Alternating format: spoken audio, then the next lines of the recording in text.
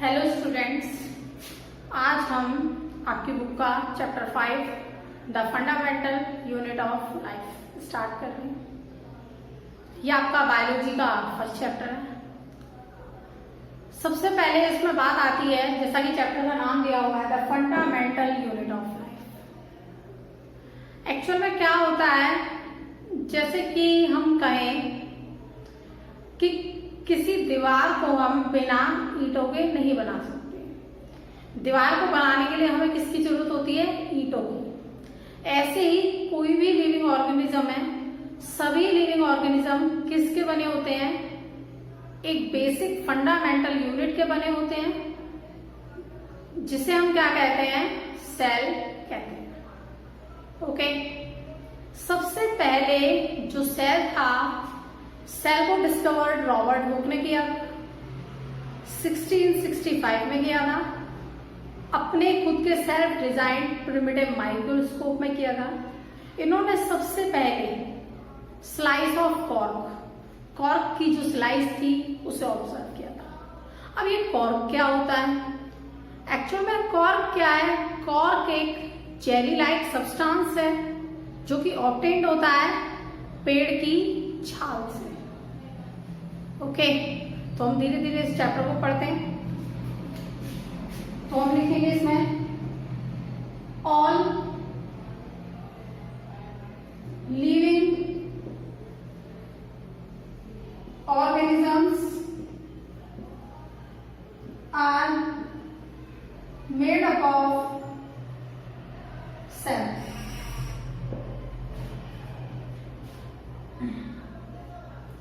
Cell is a basic structural and fundamental unit of an organism. Okay, तो हम इसे कहेंगे, तो हम इसमें लिखेंगे cell was discovered by Robert Hooke in 1665। Cell को डिस्कवर्ड किया गया था किसके द्वारा? रॉबर्ट हुक के द्वारा 1665 में। He observed a slice of cork in his self-designed primitive microscope.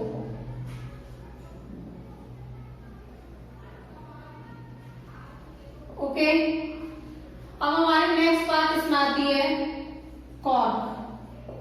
Cork is a jelly like substance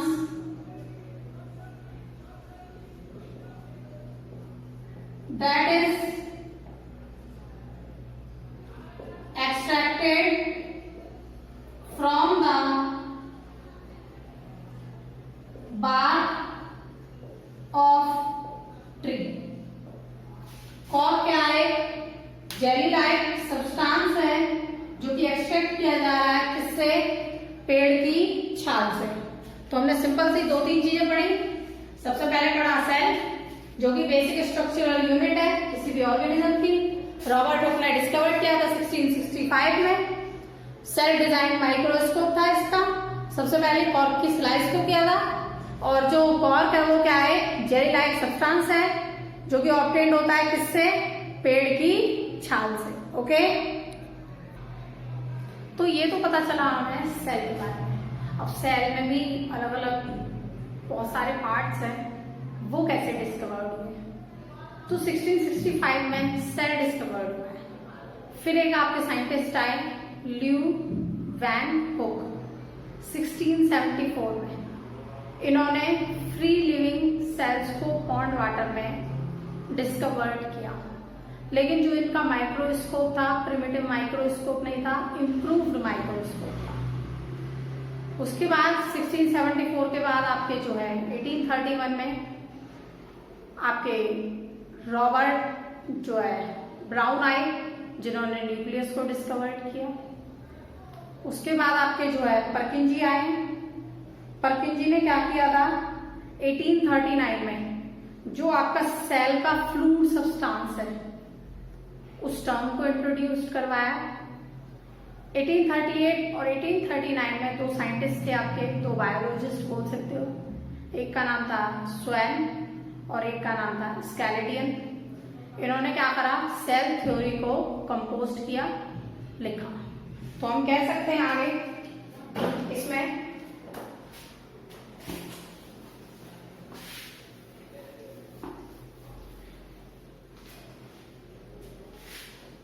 in 1674 Lew Van Hook discovered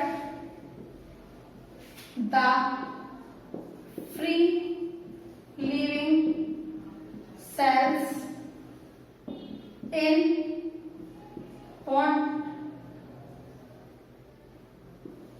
pond water। Okay, उसके बाद next in 1831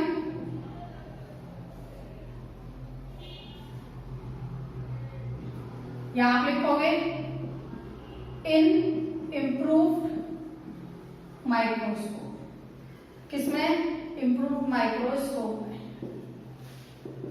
next in 1831 Robert brown discovered the nucleus of a cell। किसी भी cell का जो nucleus था उसको discovered किया किसने? रॉबर्ट हुक ने, सॉरी रॉबर्ट ब्राउन ने।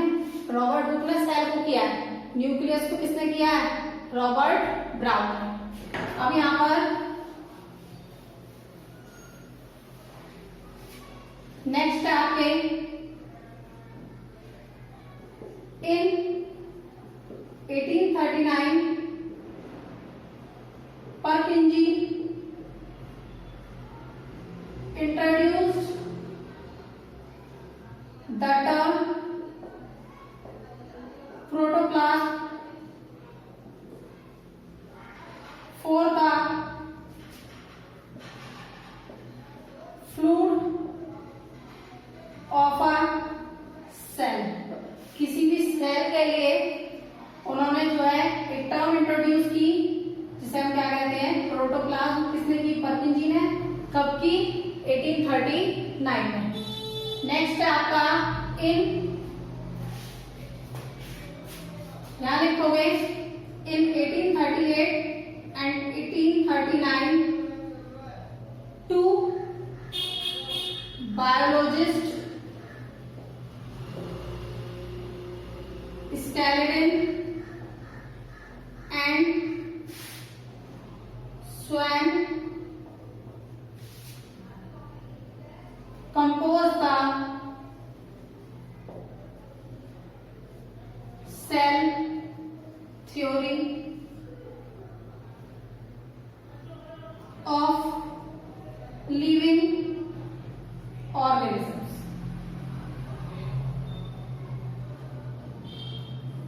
तो दो साइंटिस्ट आए, दो बायोलॉजिस्ट 1838 और 1839 में, स्केलेडियन और स्वैन। इन्होंने क्या करा? सेल थ्योरी को कंपोज किया। ओके, तो हमें साफ साफ पता चला, क्या पता चला कि ल्यूवेनहुक ने क्या करा था? पॉन्ड में free living organism, free cells को डिस्कवर किया। 1831 में रॉबर्ट ब्राउन ने न्यूक्लियस को किया।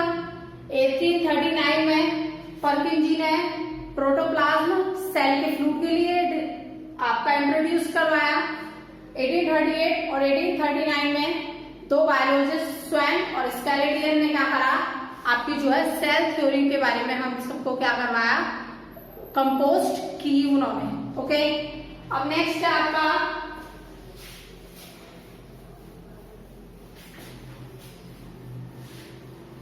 जो लिविंग ऑर्गेनिजम्स होते हैं। लिविंग ऑर्गेनिज्म को दो कैटेगरी में बांटा गया है, किसके अकॉर्डिंग, नंबर ऑफ सेल्स के अकॉर्डिंग। एक्चुअल में कुछ ऑर्गेनिजम्स ऐसे होते हैं जो सिर्फ एक सेल के बने होते हैं, और कुछ ऑर्गेनिजम्स ऐसे होते हैं जो बहुत सारे सेल्स के क्या होते हैं, बने होते हैं। तो जो एक सेल का बना होता है उसे हम क्या कहते हैं, यूनिसेलुलर ऑर्गेनिज्म। जो एक से ज्यादा सेल के बने होते हैं उन्हें हम क्या कहते हैं, मल्टी सेलुलर ऑर्गेनिज्म। तो हम इसमें आगे यही लिखेंगे, living organisms are classified into two categories on the basis of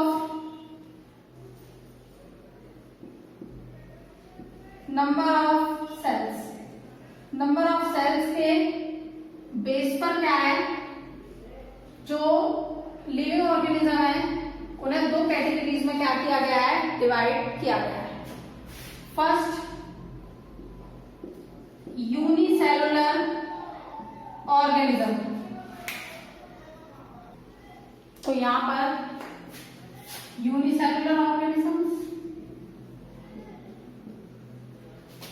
second, multi cellular organisms. अब हमें फर्स्ट पढ़ना है unicellular organism. Unicellular organisms.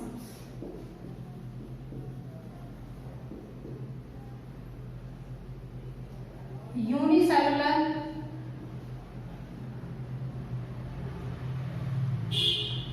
word is made up of uni means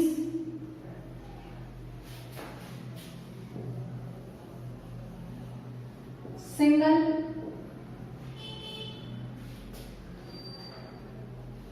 and cellular means cell। तो आप इसमें कहोगे those organisms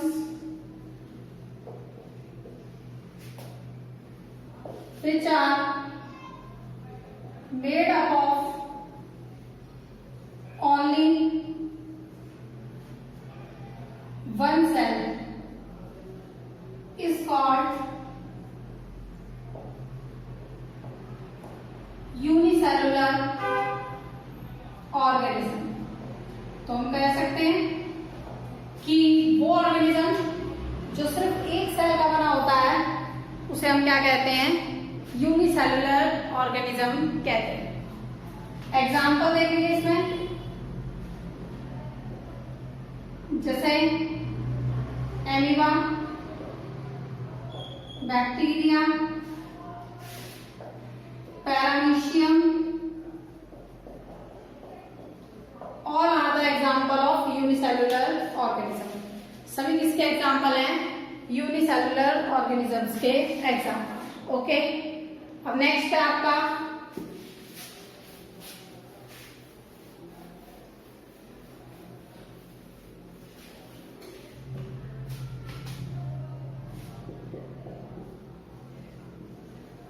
multi cellular organisms. तो इसमें आप लिखोगे, तो इसमें लिखेंगे word, the word multi cellular is made up of multi means many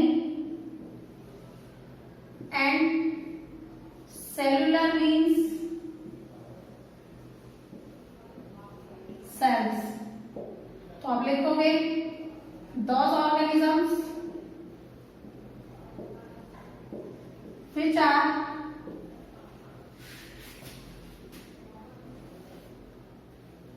made up of more than one cell or the multiple number of cells is called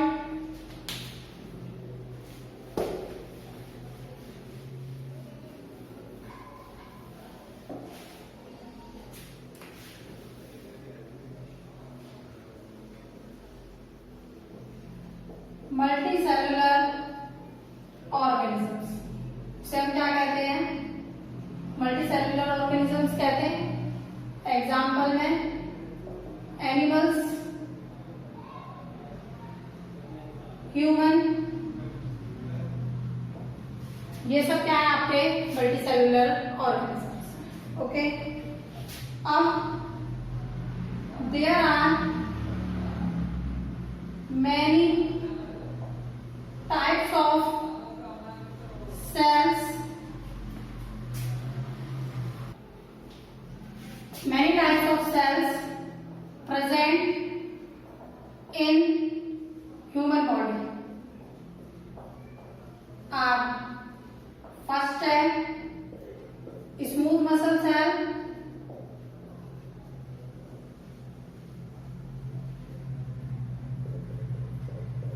blood cell, third nerve cell,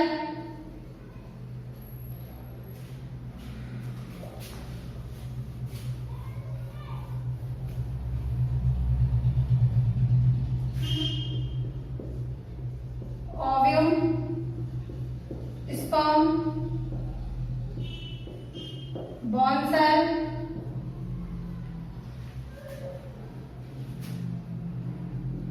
fat cell. So there are 7 types of cell present in human body. First, smooth muscle cell. Second, blood cell. Third, nerve cell. Fourth, ovum. Fifth, sperm. Sixth, bone cell. And seventh one is fat cell. Okay? तो ये क्या है हमारे different type के जो है sales हैं. We can also represent this cell by diagrammatical manner. तो देखते हैं.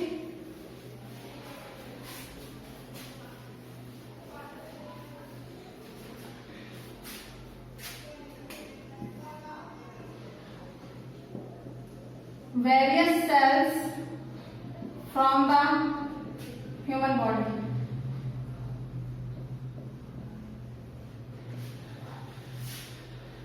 सबसे पहले स्मूथ मसल सेल है. तो स्मूथ मसल सेल कुछ इस टाइप का होता है.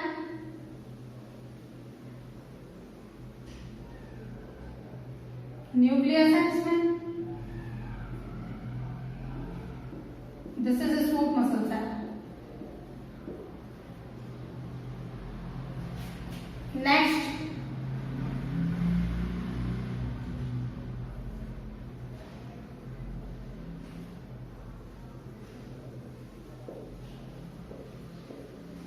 blood cell. थर्ड देखेंगे नर्व सेल है. नर्व सेल के लिए आप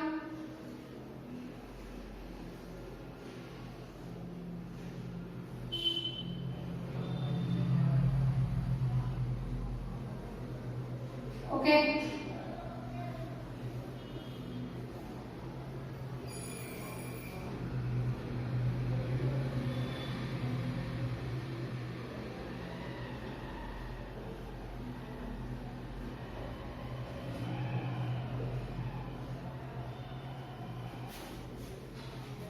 तो इसमें लिविंग भी होती है.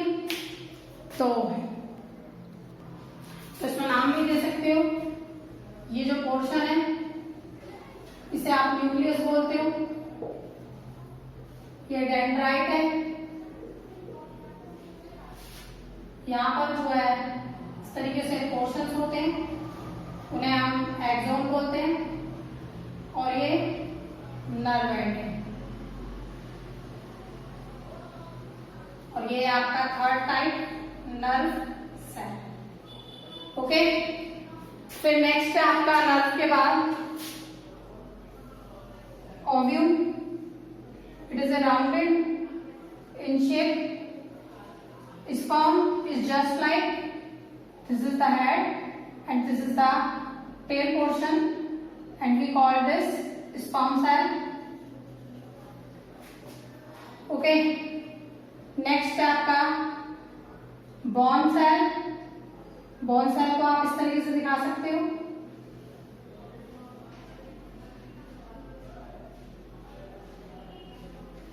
ओके, यहाँ पर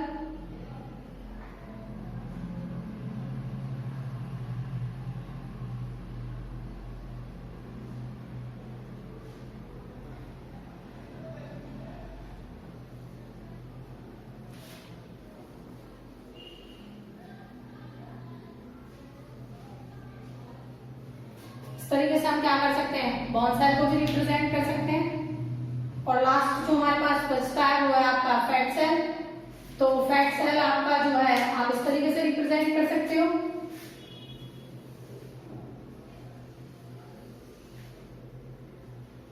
this is the fat cell. ये क्या है, फैट सेल है।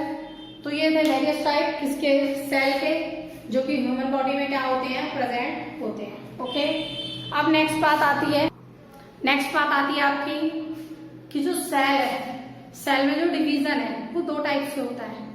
एक माइटोसिस होता है, एक मेयोसिस होता है। एक्चुअल में जो माइटोसिस है वो क्या है, आपका एसेक्सुअल प्रोसेस है, जिसमें दो डॉटर सेल्स प्रोड्यूस होते हैं जो कि जेनेटिकली बिल्कुल सिमिलर होते हैं, और एक आइडेंटिकल पॉपुलेशन प्रोड्यूस करते हैं जिसे हम क्या कहते हैं, क्लोन कहते हैं।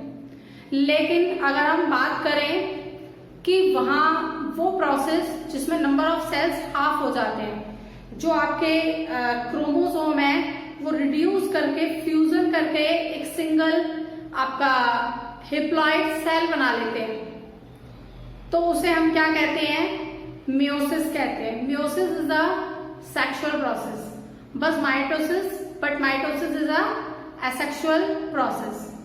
तो हम इसमें ये भी कह सकते हैं, क्वेश्चन आ जाता है how a multicellular organism is formed. Actually, in beginning, any organism is present in the form of unicellular organism, but unicellular organism rapidly show the repetition or division of cells by the process of mitosis and after that meiosis, and this organism is changed into multicellular organism and 23 pair of chromosome present in its body, but one pair of chromosome is responsible for the gender of a born baby. Okay, तो ये सब चीजें हम next class में पढ़ेंगे। तो with this I am finishing this class. Okay, in next class we will proceed further. Okay.